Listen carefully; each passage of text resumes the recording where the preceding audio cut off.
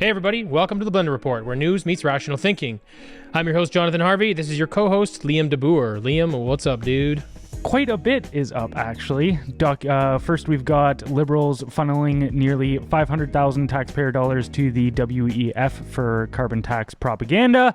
We've also got Trudeau's appointed hate speech czar having a history of complaining about free speech. Canadian physician being ordered into ethics and boundaries training for sharing their views on COVID-19, as well as the Toronto police telling residents to leave keys by the front door to avoid confrontations with burglars. However, if before we get into things, you would mind giving us a positive review on Spotify or subscribing to our channel on YouTube, wherever you're watching, that would be greatly appreciated. All right, let's get started. So first off, we've got the Liberals funneling nearly $500,000 of taxpayer money to the WEF for carbon tax propaganda.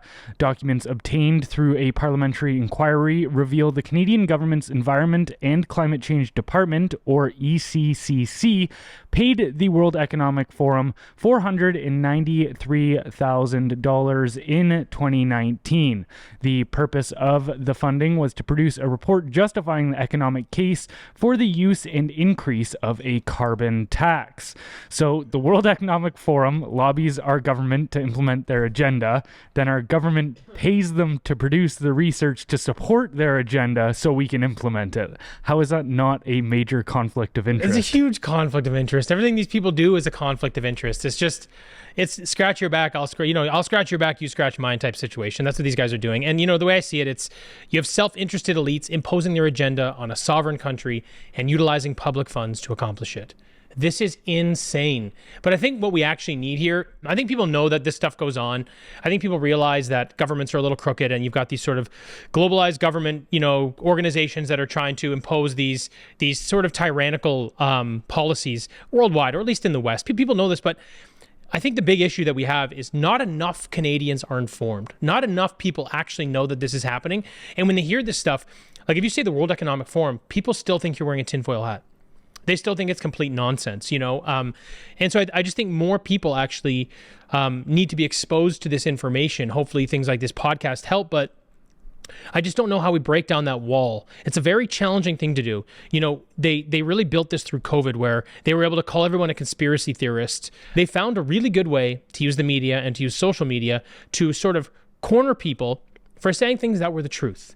And then labeling them as conspiracy theory. And now nobody wants to touch that. They're afraid of that because they don't want to be ostracized themselves, which is sort of the tool of choice through COVID. You say something we don't like, you're ostracized, you're censored, you don't exist, you are gone. You're canceled. It's crazy, right? So that's kind of what we're up against. More people need to be informed about the crazy shit that's going on, except those are the tools they're using to stop everybody from getting this information. So what do we do?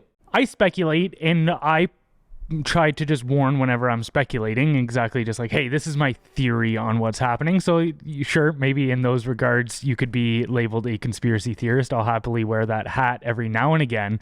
But it's crazy how that label will get thrown at you, even if you do something as simple as directly point to the things they've said. I have evidence for all of this. Not good enough, Jonathan. Okay. Exactly. I know you've seen this clip before, but I thought it'd be good to play it here for us today, and anybody listening who hasn't heard it before, of Klaus Schwab, the head of the World Economic Forum, talking about Canada and our parliament.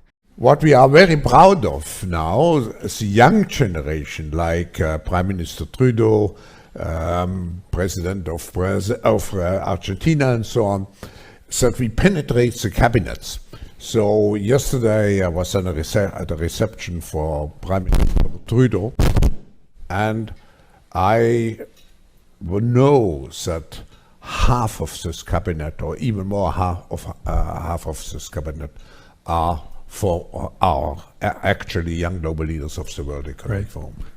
So, yeah, they're quiet part out loud. Obviously, half of his cabinet is part of the World Economic Forum's Young Global Leader program. What I find really interesting, and I've been thinking about this a lot, because much like Orwell, his thinking really influenced me on this side, where a lot of his ideas on the way that totalitarianism would come about would be through language control and manipulation. He was very big on that. And so I pay very close attention to the words these people use, and they'll say things like global leader, or when they talk about, say, the responsibilities that we as citizens have, they'll call it like global citizen, right? Well, what is this these global leaders, what platform are they leading from? And then also, a citizen is somebody that is given rights under a sovereign government. So what's a global citizen? Who's affording us, like, we're citizens of what? Like this, it requires, that phrasing requires there to be something granting that citizenship. Some sort of structure in place, allowing you, granting you these rights, of course. So we talk about how there's kind of a push from these people to implement a state or an apparatus above our current national countries, right? But then when you take into account as well that in 2017, Trudeau told the New York Times that he thought Canada could be the first post-national state, meaning, like, we're no longer a nation. Mm-hmm. This all goes towards these ideas that, yeah, maybe we'll just disintegrate our current borders. We'll do all of these sort of things in order to establish a more one world government. And it sounds, again, these are where you go. I sound like a crazy conspiracy theorist right now, but these are all things they say. These are all things they talk about. Yeah, I mean, I feel like there's enough information out there if you sort of compile it and you look at it and you hear the things that they're saying and the actions that they take consistently. And like you said, there's policy going both ways. You know, the Liberal government with Trudeau have contributed, I believe it's around $40 to $50 million to World Economic Forum initiatives. Jesus. Now, and this is just since he's been in office. Now, most of them did not come to fruition. A couple of them did, but that was all money we just kind of wasted at their ideas. And then you see this same thing where they're like, look, we've got this agenda. It's your agenda. We agree with it. So here's what we're going to do. We're going to pay you. And and they kind of gave them the line item. They're like, this is what we need you to research. This is kind of where we need it to land. And they basically came back to them and said, yeah, if you tax your citizens for carbon tax, that'll save the world. There's no logic here. This doesn't make any sense. And it's so blatantly obvious. You know, my problem is what happens now, right? This information is out. We know that the carbon tax is basically a nonsense tax that they're leveraging against Canadians in one of the most trying times we've had in history, right? So if we take a look a little further back, you know, to our last episode, we were talking about it maybe being tied into a universal basic income. Again, this ties in with sort of a World Economic Forum initiative.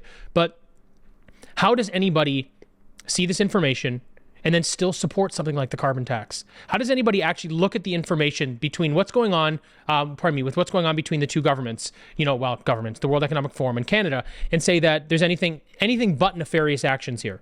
You look at these issues and you have to ask yourself, where is the accountability? How do we force our government to take responsibility for wasting 500,000 taxpayer dollars to basically game a report to support a nonsense carbon tax that none of us should be paying?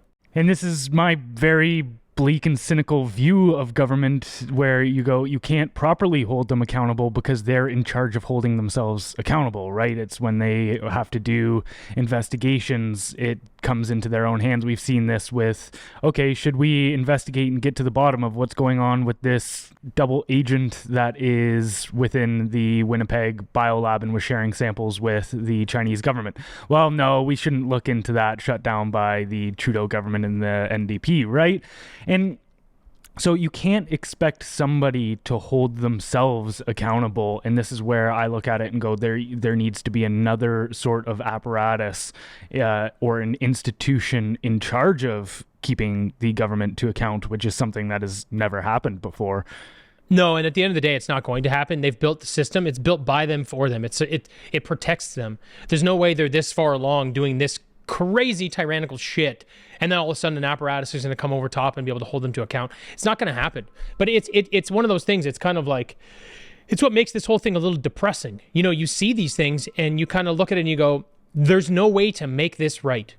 All we can do is highlight the waste of money and how, like, the poor position they're putting our country in, and how they're manipulating data and they're manipulating, well, people at scale to just push some agenda what seems like for more control. It is a little disheartening, and it does feel a little bit like, there's no solution here, right? And that's a bit, I feel a little cynical on this too, because it's just one more instance where you see wasted taxpayer dollars, manipulation, organizations like the WEF trying to manipulate policy. Like, how many times does this need to happen before Canadians do something? Yeah, well, I think there is a silver lining in the sense where it does seem like the majority of people are starting to at least say, wait, something's not going on, or something's going on here. Things aren't right. Things don't feel okay. They might not know the nitty-gritty details of all of these things, but they're starting to sense that the implementation of these initiatives is not in their best interest. Right. And so we're starting to see some pushback on that front, at least. I mean, also Poilievre is going to war against the carbon tax, which is gaining him a lot of support, right? Like now he just recently said he was going to table a vote in Parliament about the carbon tax hike, and he was citing that nearly 70% of the population and a growing number of provincial premiers are behind that idea as well. To what you just said, to your point actually is, the positive thing here is that this continues to happen and more people are becoming aware. But that was sort of my point at the beginning. More people need to be made aware. More people need this information. They need to be viewing it based on the facts, based on the actual data, not through the filter rather of it being a conspiracy theory, because that just kind of blocks the information right away. Like, no one will take it in. They just think it's nonsense. It's something that the right or that these right-wing extremists or whatever are saying. Now, like you said, at least more people are slowly sort of waking up to this, and Pierre Poilievre is pushing back against it. He's not pushing back against this specifically, but a lot of the policy that's in place. It's just unfortunate that a government is allowed to be in power and manipulate citizens for now 9 years now. The cost is our economy. The cost is, the policy around immigration. The cost is a housing crisis. The cost, it goes on and on and on. The cost is children in school with all this insane ideology. That's the cost of this person being in power, right? And it takes this long. There's still no accountability. All we get at the end of the day is that eventually he gets voted out. But that's what it costs right now. That's what this costs Canadians. The last 8 or 9 years of Trudeau being in power and us not actually being able to do anything when he does shit like this, that's the actual cost. That's what's disheartening for me when you look at this and go, okay, well, silver lining is it looks like he's gonna play himself out pretty soon. Great. But that's what it cost us to have one absolute nutcase in power for 8 or 9 years. And that's hard for me, because when you see that, you recognize how broken our system really is. Even if he's gone and everybody's like, okay, great, but look at the damage the man caused, and he was allowed to because we have a broken system in place giving him that power. For sure. A good icebreaker I've found when people say push back against the concept of conspiracy is you can just ask them, and you can really see the gears turning as soon as you ask them this question, because it all of a sudden makes sense to them. You go, do you believe that there would be certain people that have so much influence and power that they would have more allegiance to one another than their country and its citizens? And almost everybody goes, yeah, that makes sense. But so like as soon as you get the teams out of the play, whether it be, oh, this is a socialist agenda or this is a right-wing extremist thing or whatever, as soon as you get those teams out and you kind of just pull people to that bird's eye view of just going, this is how humans operate. Yes. Then people can go, okay, yeah, I can see that. But it's once because people have their identity tied to their political allegiances, right? It's I'm a Democrat, or I'm a Republican, or I'm a liberal, I'm a conservative, whatever it be. So then they all of a sudden feel like they're in on that fight, where if you can pull it back to the point where those labels are non-existent now, they actually have a lot more acceptance of these ideas. That's a good strategy. I can appreciate that. All right, so moving on to the second story of the day, Trudeau has appointed the hate speech czar, who has a history of complaining about free speech. A key member of the Human Rights Tribunal response for handling hate speech complaints under Prime Minister Justin Trudeau's proposed online harms bill has a background of filing such complaints herself. Immigration lawyer Nassim Mithouwani, it's probably hate speech just for mispronouncing that, Jesus. She alleged she alleged that Maclean's magazine engaged in hate speech against Muslims due to an article titled "The Future Belongs to Islam." She was appointed to the Canadian Human Rights Tribunal in 2021, which would have the authority to fine individuals up to $70,000 for speech that she and the tribunal deems likely to incite hate, detestation, or vilification based on certain grounds. Trudeau's bill also allows for anonymous hate speech complaints to be filed with the Canadian Human Rights Commission, and furthermore, a provision in the bill reminiscent of the movie Minority Report allows individuals to be placed under house arrest if there's a fear, even if unfounded, that they might commit an offense. So I feel like putting an overly sensitive person in charge of policing this hate speech seems an awful lot like putting Lizzo in charge of watching the pantry. I don't know. What's your thoughts here? Seems like there's a potential danger. Well, this is the nightmare, right? This is it. We're here. You're having one person who's already a sort of an ultra woke liberal who's in charge of deciding who can say what at scale across the whole country. This is insane. This is insane. There's nothing else you can say about it. This doesn't make any sense. There's no way this bill can pass. I'm looking at this and, you know, I will say this as this is the positive thing I see. This is actually so bananas. This actually makes, it is such an attack on so many human rights that I can't see this coming to fruition, this bill, the way that it's kind of laid out. But also, everyone's pushing back. You know, Elon Musk, for what it's worth, pushing back. Margaret Atwood pushing back. She's great. You know, lawyers across the board pushing back. Liberals and conservatives have been pushing back against this in multiple ways. And not the liberals haven't necessarily been pushing back, except they've been sort of highlighting some of the issues. Like, well, the Human Rights Commission is already overwhelmed with claims. What's this going to do to it? When you can have, you know, anonymous claims, and you can also be throwing people in jail for things they might do. How do you adjudicate that? There's no way to manage the volume of this, right? So, you know, there are things like that are popping up on the liberal side that even they're identifying, going, you know what, the mechanics of this bill still don't really make any sense. So if Trudeau continues to get ripped apart about this on the global stage, which he is, you know, it's being compared to Orwell, it's being compared to Minority Report, it's being compared to things that aren't really being used anywhere else but in movies.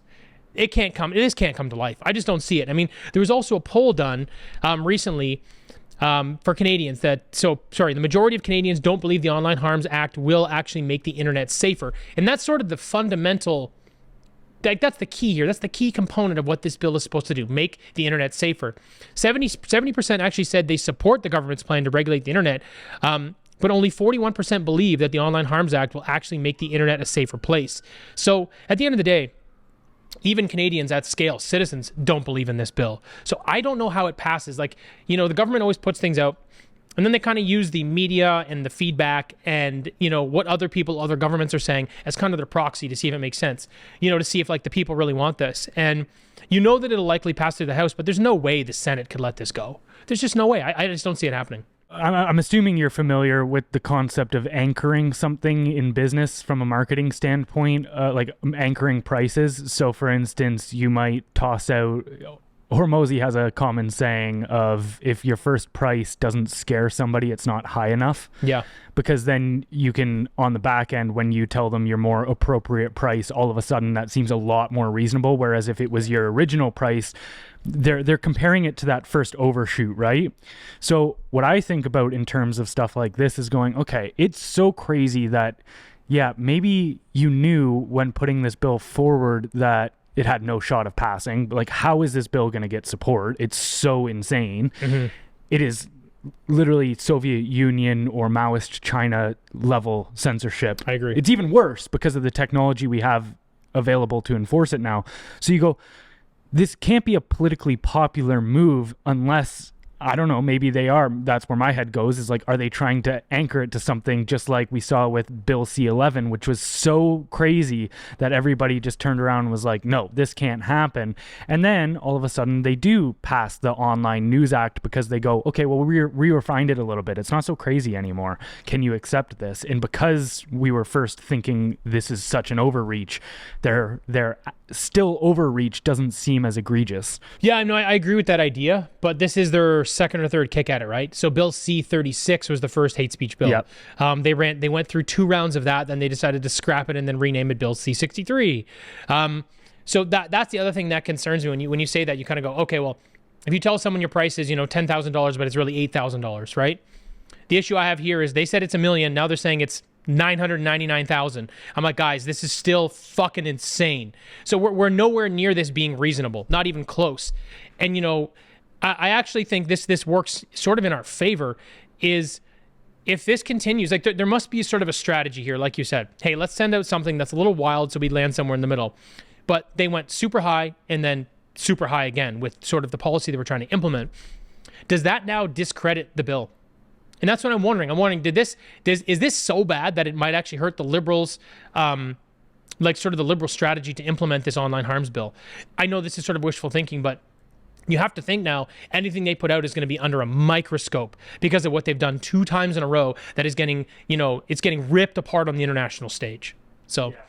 And just, you brought up Margaret Atwood there, and yeah, she kind of wrote a scathing review of this bill, and should just point out that Margaret Atwood is a author who is, looked at as the prophet of dystopia. Yeah. Actually, she one of my favorite dystopian novels, Brave New World by Aldous Huxley, she actually wrote the foreword for. So whenever I saw that name come up in the newsletter, I was thinking like, oh, where do I know that name from? And it was because I've read her work before. And yeah, and it is good to see these types of people really getting on board and pushing back to that point where everybody looks at these liberal policies being pushed right now and just going like, this is genuinely insane. It's really nice to at least start seeing some bipartisan support on those measures.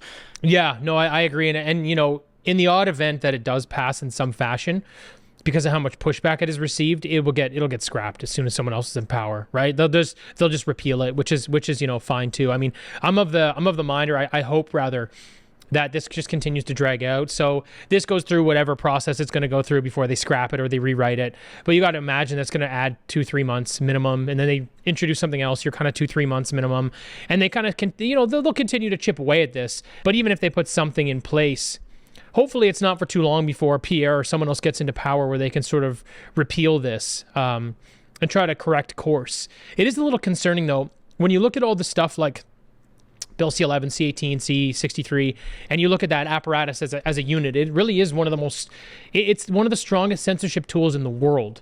Like, regardless of what country you look at. I don't care if you're looking at East or West. It's wildly, like, it is very punitive, in fact. And I wonder sometimes with all these bills and how they're trying to sort of, when they do stuff like this, what they're trying to do is they're trying to direct or dictate where society goes. A lot of it is through self-censorship. They're trying to create a new normal for society in Canada where people expect this and they just sort of toe the line and they just behave like decent citizens. That's what they're trying to do.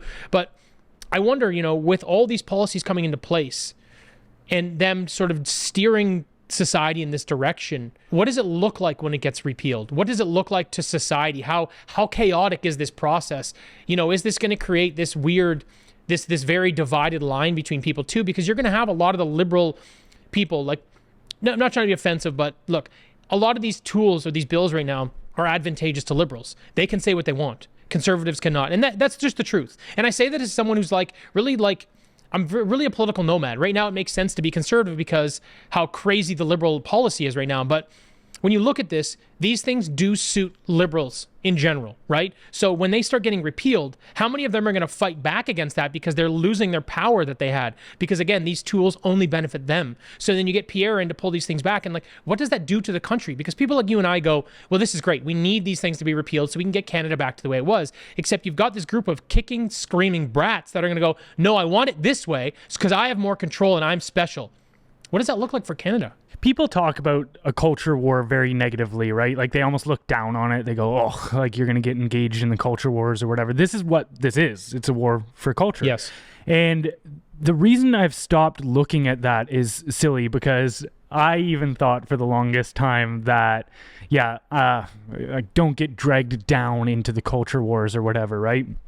And I try not to be needlessly inflammatory in those conversations, but culture is everything. Culture drives politics, right? So For sure. So it creates your Overton window. Yeah. So we have to be able to stand firm on these principles and these grounds and go, no. In our culture, things like free speech are genuinely valuable, and be willing to actually push back against that.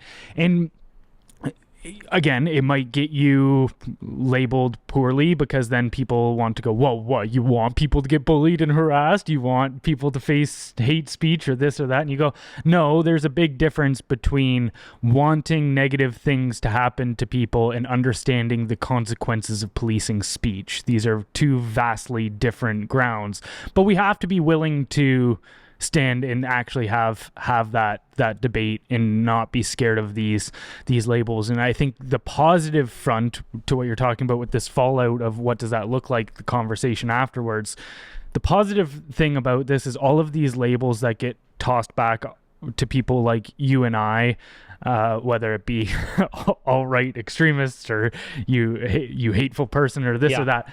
A lot of bad things, but I'm really none of them. These labels at this point are just meaningless because they've got tossed to so many people. And I think finally the general population is actually starting to wake up to that and go, wait, there can't be this many alt-right extremists in our whatever, but again, right? it's the same thing as before, where the government and the media has done a good job of framing anybody who has a dissenting opinion as this alt-right thing that you don't want to be associated with. Like, it's inflammatory, they're crazy. You know, it's wild the way that it's interesting.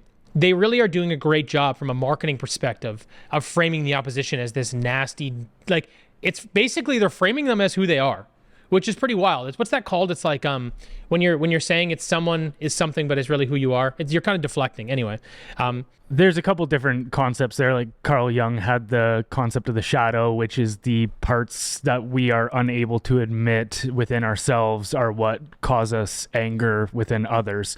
So like what bothers you about other people are the traits that are within yourself that you are unable to look at. And that's your psyche trying to get you to deal with those things.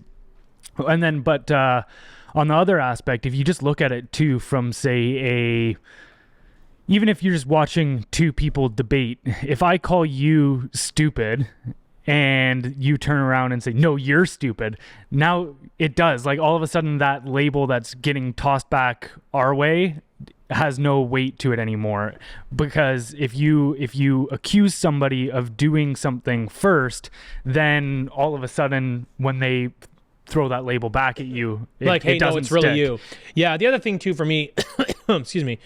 The other thing too for me that's I don't really understand what happened. Like, when you grew up, what was that saying? Sticks and stones will break my bones, but words can never hurt me. What the hell happened to that? How come, like, it's if you get offended, so what? Nothing happens. You don't wake up in the morning with cerebral palsy because you got offended. I'm sorry. We took it a step further, Jonathan. Silence is violence. Oh my God. Now it's not even words are violence. It's also a lack of them are violence. If I don't support your agenda, I'm also a part of the problem. Yo, this is wild. This generation needs a slap in the mouth. This generation actually does need to get picked on. They need to get bullied a little bit, man. Life is not that fair, and life is not going to treat you that way. It's wild. We live in this funny little liberal fucking crazy bubble here, but like, go somewhere else in the world and you will get that bitch slapped out of your mouth. And I feel like that's what needs to happen. There's it's one of my all-time favorite memes, and obviously explaining memes is never great, but there's it's a large reservoir of water being held back by a dam that's overlooking this little society that's like could get crushed by the water, and the water is labeled mentally ill people. The society is called society, and then the dam is labeled 80s bullies. It's like just holding back the mentally ill from just steamrolling society. And I was like, that's pretty fucking spot on. But I've recently been reading Frank Decotter's book, rereading it, about the Chinese Revolution that took place in the 1940s, which led to communism. It was the ascension of Mao, essentially. And it is so eerie seeing the similarities between the culture that took place, like essentially just people's attitudes. So, for instance, in that, if you didn't show complete and like top to bottom allegiance with the revolution, you would get labeled a rightist. Like they would label people right wing. But then also another aspect within that book, what they were talking about was this whole silence is violence kind of concept. Because what happens here is when a revolution is taking place, you've got the zealots pushing it forward, trying to denounce anyone and everyone of, say, counter-revolutionaryism, alt-rightism, or being a rightist or a landlord or any of these pejoratives that they create. But then how they were there was this journal entry of somebody talking about how you can't even be silent in that realm because your silence is almost an accusation of you being a rightist as well, because it's like, oh, well, you're not talking terribly about these people, so you must have some sympathy for them. Right? Yeah. And all of a sudden your silence or your lack of participation in the revolution itself all of a sudden gets tossed to you as you're counter-revolutionary. So question for you. You talk about the revolution in China, right? And it went from one system to another, which led to Mao's power, you're saying, right? Yeah. So what it sounds like to me, whenever we talk about these things, the problem that I have, or what I want to sort of identify, and the question maybe I have for you is, it seems as though those people always find a way to win. Once that revolution starts, the counter-revolution doesn't win. So that's a bit concerning for us right now. Because if you're looking at history, every time these things start, how far along do they have to get before they're successful? 60% of the time, 70% of the time, 80% of the time, maybe 100% of the time. How far along are we? Because all those stories and all that history, and we say history repeats itself, just kind of looks a little different. How far along are we down that path where their revolution comes to fruition and people in the counter-revolution are the ones that lose? So it is scary to think about that, because these things do tend to grow until they implode in on themselves. I think even it's important to look at, say, the Soviet Union and realize that it no longer exists. So they lost. It did take 60 years, and a lot of people got fucking churned in the meat grinder to make that happen. But so did they win for 60 years? You could argue. But here's a very important distinction to make between the Western world and the Soviet Union and Maoist China is both the Soviet Union and China, before they had a Marxist revolution, they were feudalist countries. So there was no such thing even resembling freedom. They weren't going from a free democratic society, quote unquote. I don't think we've ever truly had one, but we've at least had something resembling it. People at least appreciate these values in these systems. So when people were moving out of feudalism, which for anybody who doesn't know is kind of like the idea that landlords would own all property and then the general citizenry would work their land in return for resources. So it was essentially slavery. But so people they had nothing to lose when they were pushing forward with these revolutions. It was like, either we can go forward into this communist world, hopefully a utopia, or we can go back to feudalism. And that was kind of the two options they saw here. What is extremely different in our case is there is something that people actually value that they would want to go back to. So as soon as that communist revolution or those Marxist principles start infringing on their life in a negative way, they don't now sit there and justify to themselves, well, at least it's not feudalism. So they can go, wait, no, maybe this is shaky ground we're entering here. I don't like it anymore. And I think that's actually what we're starting to experience and see right now, where people are starting to go, wait, all of these social programs and mass government spending and centralized authority and central planning, this isn't working out for my life anymore. And you are starting to see a pushback, which is good. Yeah, I guess my question then would be, what policies or what things has our government put in place that are helping them move this agenda forward, that are making it almost untenable for people not to follow their lead? So, for example, the unaffordability of the economy. And then if they end up moving us to UBI, it's wild when you look at this. I was looking at a statistic today. I think Pierre posted it. The use of food banks. It was daily bread. And it was very consistent for years. And then once Trudeau got into power, the use of food banks from then until now has gone up 500%. So, but what my point is, he's creating a dependency on the system. He's doing it with economics. He's doing it. It's unaffordable to buy a home. He's doing it in this way. It's unaffordable to buy groceries. It's everything. So one thing I would say is, look what he's doing with the economy. And then what's the solution? Because if they offer UBI, everyone's going to jump on board, which then takes us more to that communist sort of place, right? So another one I would look at is I would say, okay, look what's happening with censorship. You can't, you literally, if you don't toe their line, you lose your platform. Now they want to throw you in jail if they even think you might do something. Again, if people jump on board with this, where does that take us? What other tools has he got in place? What other things do people need to be aware of? What other situations is he creating, is the Liberal government creating, that is actually making the communism, that idea of communism, to say that the way the world is today in Canada versus where it's going, let's say that is communism. That's my perspective. That's what I'm basically arguing. What else is he putting in place that is going to make communism look like the better alternative? Because he's doing it with a number of things like I just pointed out. And if he continues down that road, well, now people don't want to go back to this system, because if you go back to this system, you're left it on your own. You can't afford a home. You can't pay your bills. You can't buy groceries. People can be mean to you. Fuck off. You know what I mean? So I agree with you. That's a very, very good point, that there is something great to go back to, but he's almost making that look detestable. Yeah, no, for sure. And he's largely done a good job up until this point of doing that. And again, this goes to that concept of turnkey totalitarianism, which we've been talking about a couple times. And if things like, it's great to see that it doesn't look like they're going to, but if things like this Bill C-63 gets put in place, you couple that with, say, the Online News Act and then universal basic income and all of that kind of stuff. Once those systems are in place, that's where I will go completely black-pilled. And I'm just like, all right, this is like, gotta leave the country. I'm the fuck out, getting the fuck out of here. Well, that's what there's no turning back once those things are put into place. No, and I see that's actually that was my perspective as well. As I agree with you, there is something great to go back to, and Canada was once a great country, and maybe in a lot of people's minds it still is, or it still could be.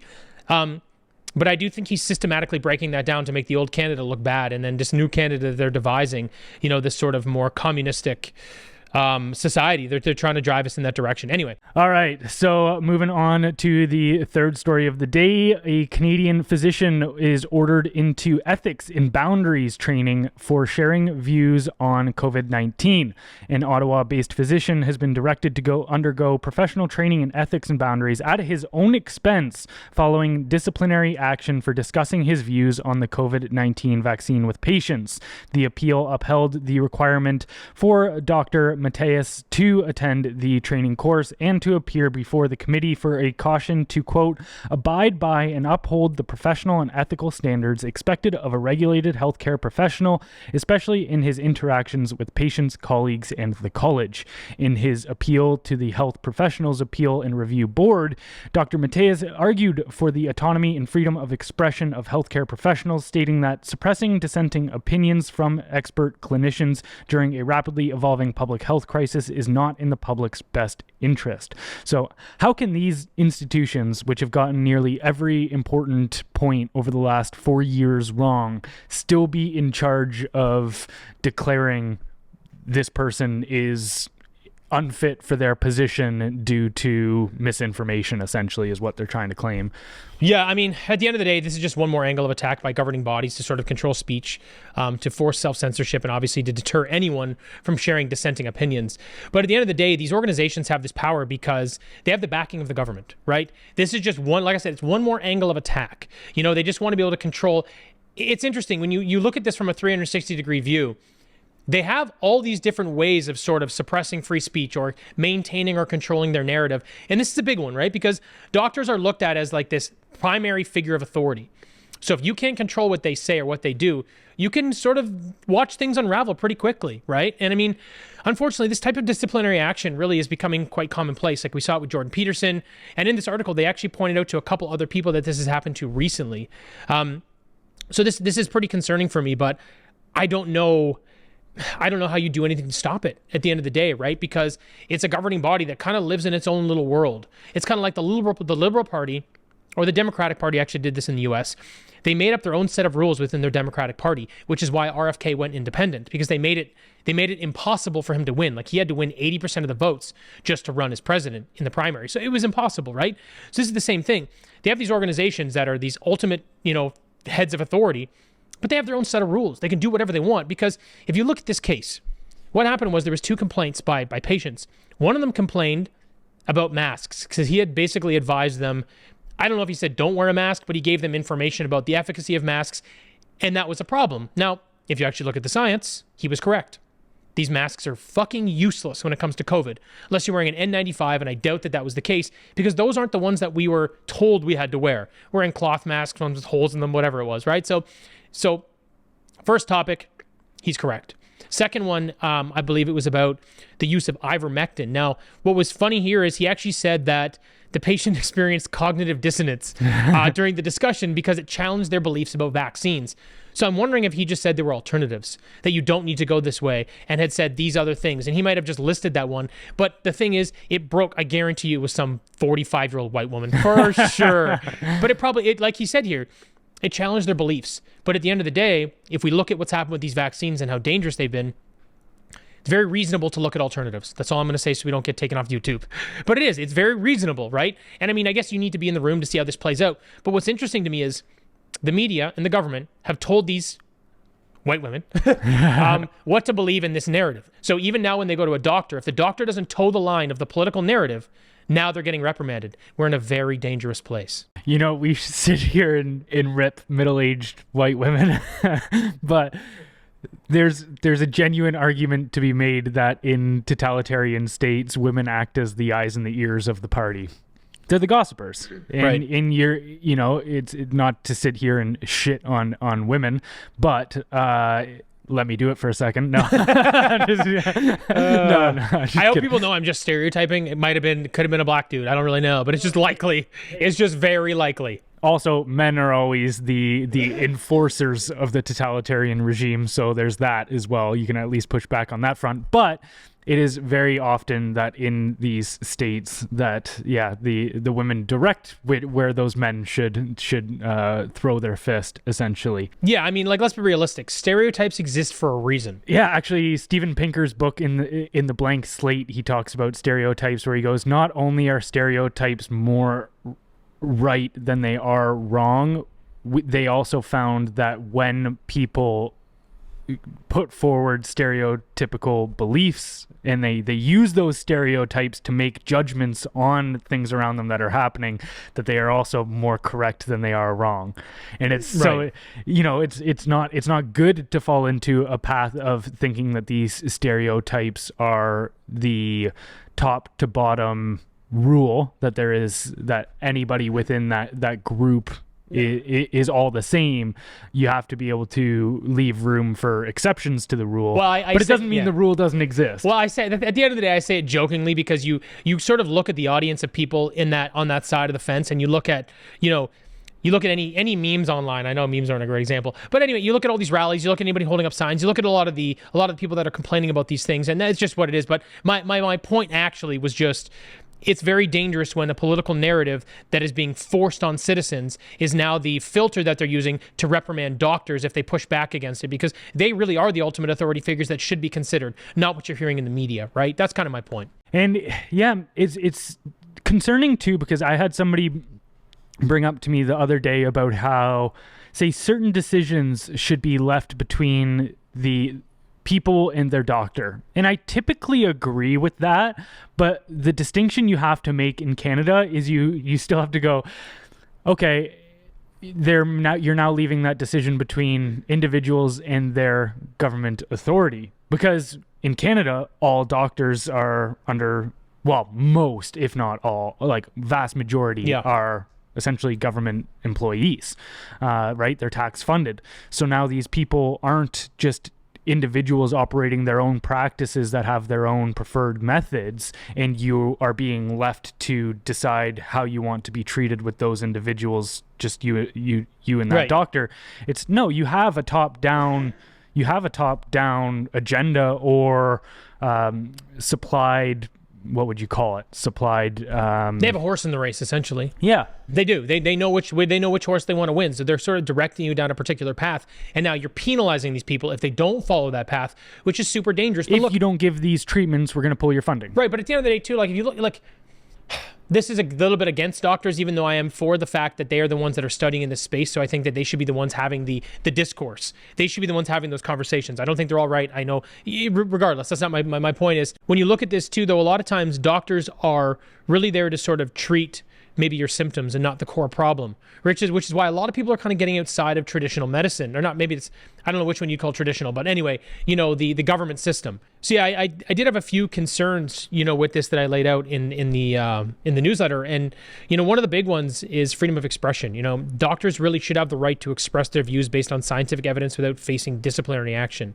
And if you discipline them every time they do something, you're sort of just going to stop the progress. Now it only, like, medicine and sort of anything in healthcare now comes down to, well, what does the government say I can say?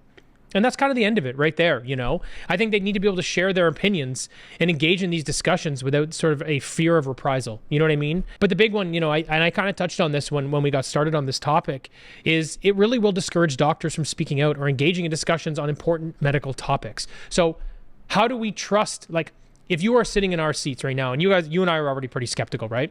For good reason. But if we are already skeptical, and now we know how the system works, because if they push back, they get reprimanded. How are we supposed to trust medical professionals when we already know they get things wrong, but now they're not even allowed to explore their own ideas? Now they just have to listen to the government, which we know got everything wrong through the pandemic. Like, what does that look like for society? How does that hold it together? You know what I mean? And again, they're just doing this so they can maintain their narrative. But I think it leaves the Canadians in a really bad spot. There's a lot of issues with that top-down approach to health that we're seeing right now. Even recently, somebody I know got developed with cancer. They started going through treatments, and this person started, or this doctor started recommending certain cancer treatments, like very aggressive cancer treatments, and it came with a list of side effects.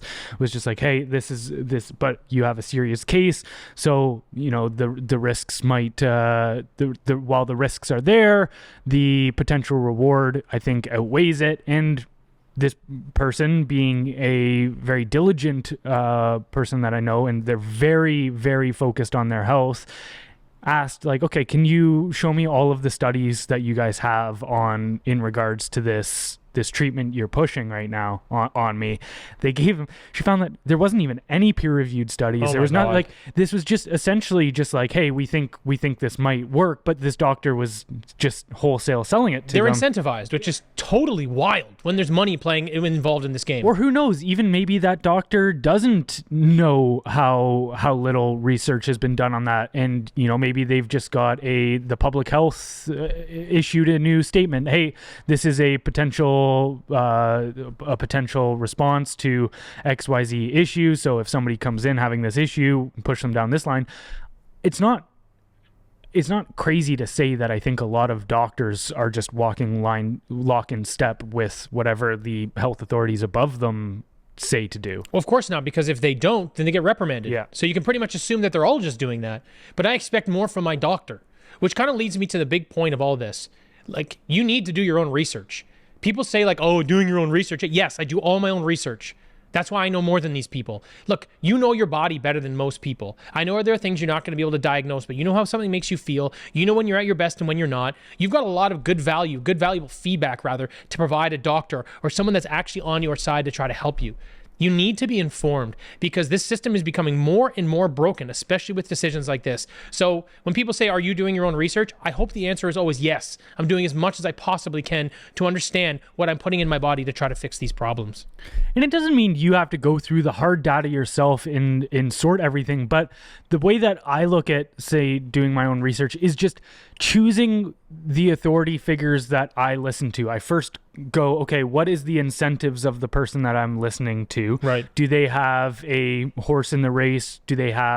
Will they profit off of and this comes from even alternative media or sources as well, right? Where it's like, maybe they have a product and they have an incentive to push a certain narrative in order to move that product more. And then I also think the big one is, looking back, we've now had it, especially in regards to these health issues, like, say, the pandemic. You can clearly look back at everyone's track record over the last 4 or 5 years and go, how many things did it turn out they were right about? How many things did it turn out they were wrong about? And then you go, okay, now this person's starting to seem like an authority figure I can trust, is if they've continually gotten it right. And it's like, so it doesn't mean, like, doing your own research doesn't mean you have to, like, dive through each and every study on your own, although that would be good. It's just people don't necessarily always have the time for that. But it's also like, okay, listen to the people decide who you actually trust. Don't just because somebody is in a position of authority think that they're trustworthy. Okay, so here's my take on that. When it comes to what pair of running shoes to buy, maybe what pillow to sleep on, maybe what car to drive, trust someone that you think is a good authority figure. When it comes to your own health, life and death, dig through the data. Shut up and make time. Nothing is more important than your own health. It just isn't. Go through that information. That is the time when I want you to dig in and go through it and take a day off and make sure you do your research so you understand what you're taking and what it's doing to your body. So yeah, for that one, really, really dig in. Otherwise, I'm on the same page. Yeah, I agree. And that's why I tend to just stay away. I just go, all right, if I just focus on having a healthy lifestyle, I don't have to worry about going digging through the data and all these different drugs because I won't need them. No, good point. Yeah, no, I do agree with you there. All right, last story of the day here. We've got Toronto police telling residents to leave keys by the front door to avoid confrontations with burglars.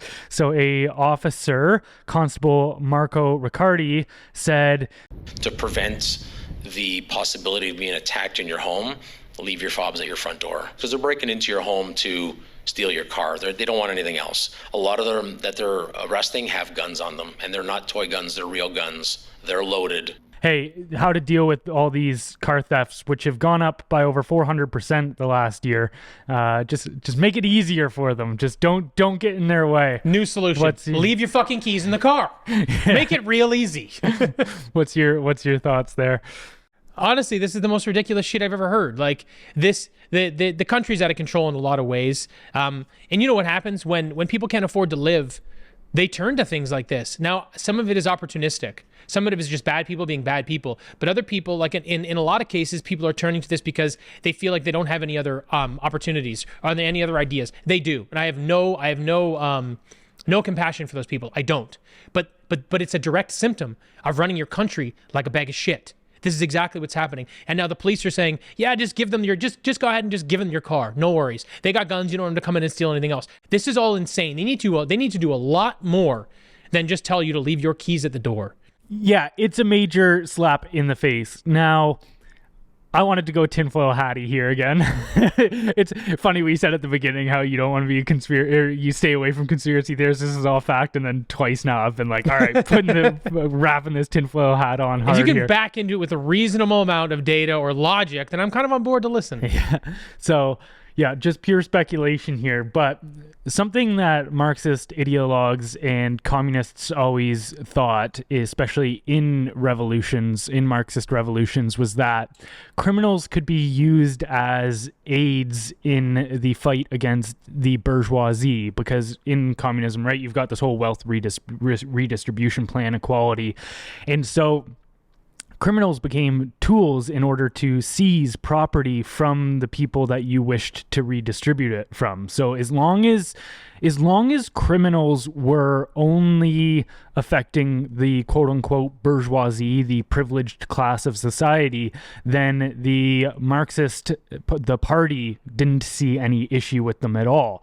And so when we see that these C40 cities, these initiatives, the 15-minute cities per se, they talk about how they want zero car ownership. That's their ambitious goal by 2030. Zero private car ownership. You go, okay, well, to me then, if that is your goal, that's your stated goal, that's undeniable. That's in their own documents. They talk about have zero private car ownership. So now this is where the speculation comes in, but now you have an incentive to allow these thefts to continue happening as they are aiding your goal. They're pushing it forwards to you achieving your agenda. Yeah, I mean, I appreciate I appreciate the idea, sort of, but I think the reality is I actually think it's a little more simple. I think that would involve too much like forced intention. Like you're pushing these people to do this particular one thing to sort of pull that away, to take their vehicles away. I just want to say, I don't think anybody's making people steal these cars, or I don't think there's a grand plan on that. I'm just saying there's an incentive to allow it to continue to happen. Right. To not push back against it. Right. I mean, not that they're creating that or that they're directing the criminals, just that they have an incentive to look the other way, essentially. Okay, so maybe then that would have a bit of a different approach to what you're saying. at the end of the day, it's hard to disagree with that then. Like, I guess there is definitely an incentive to let it continue to happen. You're making the country more untenable. I guess, though, for me, like, it's a bit hard to believe. One thing I'll say, too, is I'm not sitting here saying this is exactly what's happening. Even myself, there's a heavy dose of skepticism that's at play. I also understand that there's a lot of just incompetence at this level. There's a lot of political posturing. If you say, okay, we have to deal with this issue, then you also have to atone for the fact that you've created the scenario where this issue has arisen. So that's bad on a political front. There's many different ways that this could be here. It's just, I do see that, say, for a very select group, the inner party, the people that actually are pushing an agenda one way or another, I think they could view it as this. I don't see it either along every chain of command as well. Like, I don't think the general police officers or at the end of the day, they're just trying to skate by as well. Yeah, I mean, here's the way I would look at it, though.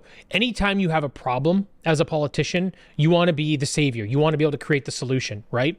But if you look at the sort of lax rules around criminals these days and how everybody's just catch and release, it's like no cash bail. You kind of look at the things that are happening. You're having a lot of violent repeat offenders and they're put back out on the street. So they don't really have a system in place to sort of reprimand these people properly, right? And the Liberals are kind of taking a hit for that as well. And then when this kind of things happens, you kind of go, okay, well, I actually think it's a symptom of a bad economy and bad politics, but how does this in any way frame the government in a good light? Like, how do they provide the solution here, right? Because I don't think that they've got a good fix for this. So I think this actually only hurts their cause in a sense. But again, I think it is a symptom of their mission to sort of destroy the economy, right? So I'm not necessarily sure I agree that there's a reason to let it continue moving forward because there's no positive way to spin this, right? Yeah, well, I don't think they're super worried about positive headlines anymore at this point because but look at all the shit they're doing, whether it be the carbon tax. They're pushing forward despite mass unpopularity with that. Then you look at even things on other fronts with the climate change policies, the restrictions, stuff like that, they continued to push forward as well. Like, we are at this point where there's certain things I feel like they will give way on if it doesn't feel that important to them. Right. But if it's like a ideological tenet of their agenda, of their position, yes, they won't budge. Well, I feel like that might be the carbon tax, for example. Like, if it really is connected to how they're driving UBI, then obviously that's a core tenet, so they're not going to let that go, right? But like the pandemic, I think was a bit of a different thing. I think what happened through the pandemic in a lot of cases were politicians did not want to be held responsible for anything happening to people because of the virus. So they were a little overzealous. You know what I mean? Because if they just locked people down, they could explain that away. But if someone died because they were loose on restrictions, well, now they're taking heat as a politician. So I think that was a little bit more about saving themselves. But when it comes to this, like when I said spin, I didn't necessarily mean in the media. What I meant, there's no solution for this. You use the carbon tax to then pay for UBI. So then at the end of the day, you look like a hero. The economy is being destroyed. You can point fingers at everybody else. Then you provide them with something like UBI. You're the hero. You have the solution to the problem, right? The online harms. Well, kids are hurting themselves, so we'll put this bill in, and then I'm the savior, even though it's a crazy, insane censorship bill. But with this, I don't see any way to actually remedy this problem. I don't think they've got any tool in their belt to fix this. So that's why I don't really think it benefits them much in any way, other than it just sort of creates chaos. So I don't think it particularly helps the Liberal Party in any way, or I should say that there's any reason to continue letting it happen, you know? Well, again, I think their agenda doesn't help the Liberal Party at this point either. Like, if you look at all the sustainable development goals that they're implementing and these car policies are part of them, I don't think that agenda is working against Liberal popularity now too. So I do see there being some very extreme ideological motivations here potentially. Like, and who knows? That's just my very biased leaning. But I do see there being a reason for that. One of the things that you talked about as well was the economics situation causing crime. Say, for instance, these people are in a very bad spot, so they turn to crime, right? Somebody that has done a very good analysis on this, and I've talked about him frequently, is Thomas Sowell. And he talks about how it's actually crime is the precursor to bad economic situations. It's not the other way around. Because if you look at certain groups, like say for instance in poverty-stricken areas that are heavily dominated by say Chinese immigrants, the crime rates are actually extremely low despite their poverty. So there is certain aspects where the crime doesn't seem to be correlated with negative economic circumstances at all. So, but what ends up happening is in high crime areas, stores and people can't, like, people that are doing well will move out. So therefore there's capital flight there. And then also stores, we're seeing it all across America right now in highly crime ridden areas. Stores are just starting to close down. San Francisco is the best example. In and out, it closed one of their areas in California as well. You're seeing Targets close, Walmart's close, just saying it's just not worth it for the theft. And what ends up happening there is, so that crime is driving worsening economic conditions. See, I think I agree with you, but I believe that has to do with a particular area, right? Because the thing is, you're saying, well, crime is bad in San Francisco, so that's creating a bad economic situation. People are leaving. It's right, so it's creating hardship in that community, right? But the thing is, we have a bad economy at scale nationally, where the cost of living has gotten so high that people can't afford to put food on the table. So I think that I agree with you in some perspectives, but at the same time, when you look at it at that scale, you have to go, well, the cause and effect there, in my opinion, would be, I don't have enough money, I have to go find it. It makes you more desperate, right? So it's But I don't think the crime that we're seeing is people that have been doing well that are now economically struggling and are turning to crime as a last resort. We're seeing it in extremely dense areas. It's not widespread across Canada. It's mainly in places like Toronto or these major cities. Yeah, I mean, I'd have to look at more data, because the thing is, if you live up north and there's 2 burglaries every year, but now there's 6, that still doesn't make the news, but it went up 200-300%. You know what I mean? So it's hard for me to really, I don't know that you'd be able to really tie yourself to that statement, because you'd have to look at you have to parse through some pretty specific data, right? For sure. And yeah, again, there's not Actually, to that point, funny enough, my parents were from Aurelia. My mom, I was saying something about carjackings being up huge in Toronto. She actually showed me something in Aurelia that carjackings are way up there too. But again, it's like, I joked because I said the same thing. It's like, yeah, what, there was 19 of them? You know what I mean? Instead of there being like 2,000 in Toronto, but it's like, it is actually going up. I mean, that's anecdotal and it's just coming from my ma, but I mean, anyway. Yeah, and yeah, don't get me wrong, just because there's one situation where something happens, it doesn't mean it's completely analogous to this situation. I do just think it's an interesting perspective to think that, because again, I have a hard, and this is just intuition, this is just speculation, but I have a hard time believing that these carjackings are people that were well-intentioned their entire lives and are doing it now because they're struggling. No. Yeah. I don't think so either. I think there's a whole food chain of people involved in these things too. Who's chopping the cars, where they're being sold to, how they're being shipped out. There's a lot going on here, but also you've heard the saying, "Make hay while the sun shines," right? There's definitely an uptick because there's a larger need for money. Maybe the supply chain is saying, hey, we need more. Someone needs more money along that line. So the people stealing cars like, cool, I can make more. You need more? You're going to take 10? You're going to take 20? Great, I'll go steal them. You don't know what's behind that 20. Who wants those 20 vehicles now? Is it because they're suffering or they're struggling? Which could be a very real possibility, right? Like, you never know. But the other thing too, the other big thing contributing here is that we're very lax on crime now in Canada, and that is because of the Liberal government, right? Now, earlier I said there was no benefit for the Liberals. I still don't think that there is. There is only one thing they could possibly do here. If this gets so out of control, they could try to implement some sort of like, I don't know if you'd use the military or the RCMP or whatever you'd use, but a much more controlled state, a much more like militarized state. That could be the intention. I don't know that that's where it's going or how far they'd have to go to get there. But I suppose you could look down the road and say, well, if it gets this bad, if it gets to this point, this is the mechanism they use, which then may be used for other purposes, which is to sort of control society in different ways. Kind of like if the camera's on you, you know you're being watched, you won't do the same thing. It's kind of like if you got military on every corner, you're not going to do X, Y, and Z. That's a bit of a stretch, but it's a possibility, I guess. I think you just have to shut it down at the bottlenecks where these things are bottlenecked. So you don't have to all of a sudden increase your police presence like crazy on every single street corner, but you start really cracking down at the ports where these cars are going out, because it's not Joe Schmo from Brampton coming into Toronto and stealing a vehicle and then going back and driving it to work for the rest of his days, right? It's like it's an industry at this point. Of course. They're stealing cars, shipping them overseas to the Middle East, and then mainly the Middle East. And then, there's no recourse here for that. There's actually a funny instance of somebody, there was like this big picture that went around on a news story, and it was of a rebel group in the Middle East with a big machine gun planted in the back of a Toyota truck. For some reason, these people really like Toyotas. If you Toyotas are pretty durable, man. They're pretty sturdy. Someone asked the other day, like, oh, what would you want if you're buying a fleet of cars? I'm like, Toyotas and Lexuses are pretty good, man. I don't have one, but I've had a Lexus. They're pretty tight.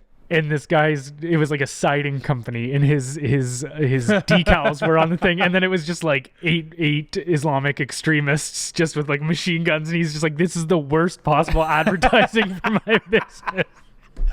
That's jokes. Did you the decals see, on? Yeah, So yeah, funny. left the decals on. Like, can you imagine that though? Like, your car gets stolen, and you're just like, oh god, my car got stolen. And then 3 months later, you're perusing CNN, and you just see some dude with a mounted machine gun on your car. That's a cool story, even though it's really fucked up. I've had my car stolen by these, like, I had my car stolen.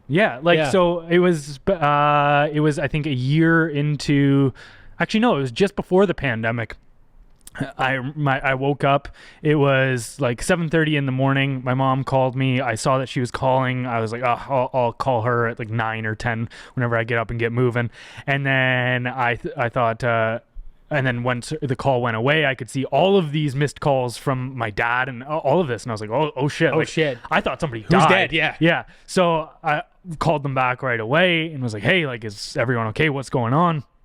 And my mom was like, are you okay? And I was like, what are you? Yeah, I'm literally laying in bed right now. I'm just kind of like panicked, woke up because of all these calls. Like, what's going on? She's like, well, we got a call from the Toronto police that you were involved in an accident and like nobody knows where you are or what happened. And I was like, what are you talking about? Like, I'm in my bed right now. And she's like, can you go like see, like, is your car there? And sure enough, I go look outside and my car's gone, but somebody stole it and it was in the like very first terrible winter storm, and they wrapped my car around a telephone pole. Damn. Dude, the fucking wheel was off, the axle was broken, all this shit. And I was like, well, they didn't get it, but like, I don't get my car back at least. Like, yeah. Oh, man. It's crazy. But did you see Pierre telling a story about the carjackings? I Did you see this clip? This also goes to show how terrible the response is from our police about this issue. So I'm in Brampton. We sit down with these business leaders. They come in. The guy says, wake up in the morning, my car's stolen. The good news is I put an air tag in it. So I followed the air tag, and it took me all the way to a rail yard. And he followed the app on his phone. He got to a shipping container that was on a train. And he said, well, there's my car. It's in that shipping container. Some authorities came running over. And he said, oh, thank God you're here. You can help me get my car out of that shipping container. And they said, no. You're not supposed to be here. We're charging you a fine. As he was being assessed the fine, the rail cars started moving. And they went to Montreal. Shipping container got on a boat and was shipped off to the Middle East. So he lost his car and paid a fine for trying to get it back. Another guy the same day told us he got up in the morning, his car was gone. So he called 911. And they said, well, we're not going to be there for a while because it's a very busy day. He's looked out the window. He said, they're back. They're stealing my second car. He says, well, I'm going to go out and get them. He said, no, don't do that. Well, then you come here now and stop them. They said, no, we've got so much going on today. It's going to be 45 minutes before we arrive. Just let them take the car. That is wild. Isn't that like that's so insane, dude? It's the exact same thing of the keys. It's like, oh, don't get in their way. Just let them have it. And we're not going to do anything. There's going to be zero recourse. We're not going to try to get it back. You know what's wild? We're tapped out. Just let it happen. It's also like they're also. I know this is kind of a weird way of looking at this, but they're sort of like. They're sort of building a generation, or they're basically condoning like being a beta male. Like, don't stand up for yourself. Yeah. You can't do anything to protect your property. No. Just let it go. Let it happen. No, dude. I'm going out there with a baseball bat. If I don't have a gun, I'm going to take some dude's fucking head off. Yeah. Sorry. There's no chance I'm going to let that happen. Yeah, I was just watching a video this morning while researching for all of this as well. I was watching this clip of 4 dudes stealing a $600,000 Rolls Royce in Waterloo the other day, and I was sitting there going like, there is no way. Even if it's 4 dudes, like I don't care. care how I don't care. I know I'm probably gonna get pummeled out anyways going out there, but it's like there's no way I'm just sitting there watching that happen. Like even if I just land one punch, it'll be worth it. But like, yeah, it's God, so crazy that they just sit there and just in go, broad daylight, just let it happen. Could you imagine if that was like, and I'm not saying that these things are analogous, that one is just as bad as the other, but like, could you imagine if that was their advice to say a woman getting sexually assaulted? Just be like, yeah, just don't push back. Get involved. We can't get there. We won't be able to stop it, but also you just can't like, do anything. but just don't do anything. And there's about no it. chance, man. You got to draw. That's the thing. Like, we do need more people. I don't want to condone anybody getting themselves into a bad situation, but like, I can just speak for myself. That's what I'll do. If any of that ever happened, that's the day I die. Then that's no problem. Let's go. I'm not letting that shit happen to me. No fucking way. Yeah, there's certain principles that I'll just stand on, and one of them is you can't just take my shit and me go. Sorry, and dude. me just go, cool. Yeah, it's not my lunch money. I'm not 6 years old. We're gonna fight to the death. No problem. Yeah. You asked for it. Hope you're ready. Yeah, 100%. Jesus. All right. Anything else you wanted to add today, brother? No, that's everything, man. All right. Don't forget to head over to our website at blendrnews.com to sign up for our newsletter, which goes out 6 days a week. That is blendrnews.com, BLENDR news.com. And we'll catch you next time. Bye, everybody.